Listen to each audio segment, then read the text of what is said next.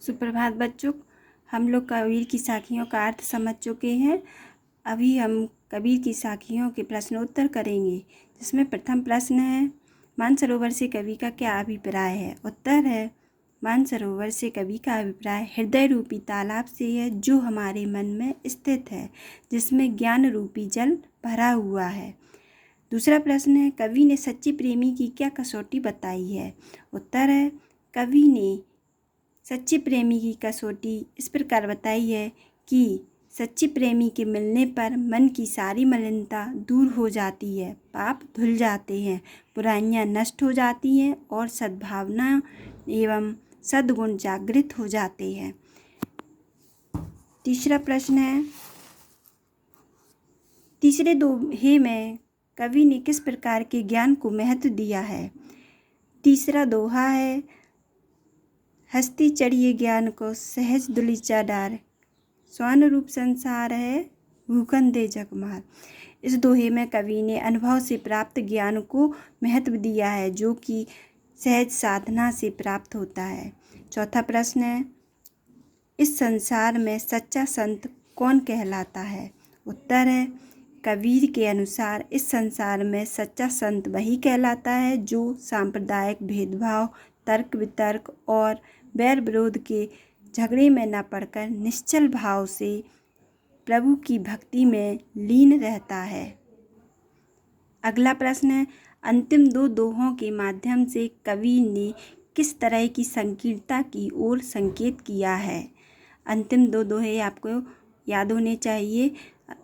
अंतिम दोहा है, ऊंचे कुल क्या जन्मिया, और उसके पहले का दोहा है, कावा फिरी काशी गया।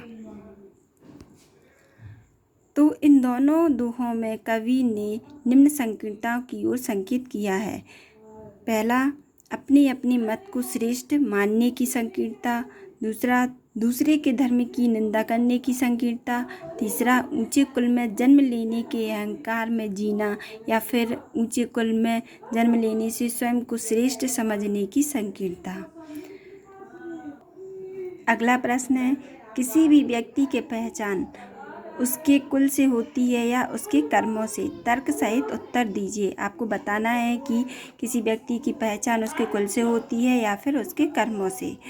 तो उत्तर है, किसी भी व्यक्ति की पहचान उसके कर्मों से होती है। आज तक हजारों राजा पैदा हुए और मर गए, किंतु लोग राम, कृष्ण, बुद्ध जैसे लोगों को ही जानते हैं। क्यों? क्योंकि ये केवल ऊंचे कुल में ही पैदा नहीं हुए, बल्कि इन्होंने कर्म भी ऊंचे किए। इसके विपरीत कबीरदास, सूरदास और तुलसीदास जैसे लोग भी सामान्य कुल में जन्म लेकर भी अपने श्रेष्ठ कर्मों से संसार भर में जाने जाते हैं। इसलिए हम कह सकते हैं कि महत्व ऊंचे कर्मों का होता है, ऊंचे कुल का नहीं। अगला प्रश्न है, काव्यगत सौंदर्य स्पष्ट कीजिए। किसका? हस्ती चढ़िए ज्ञान को सहज दुलीचा डार, स्वर्ण रूप संसार है भूखन दे झकमार। इसका उत्तर देने से पहले आप ये समझ लिए, काव्य सौंदर्य में आपको दो चीज़ें बतानी होती हैं। एक होता है भाव सौंदर्य और एक होता है शिल्प सौंदर्य। भाव सौंदर्य यानी उस दोहे या उन पंक्तियों में कवि क्या कह रहा है, उसका भाव। और शिल्प सौंदर्य में उसकी भाषा, उसकी शब्द अलंकार क्या क्या उसमें प्रयोग किया गया है। तो इस प्रश्न का उत्तर इस प्रकार है।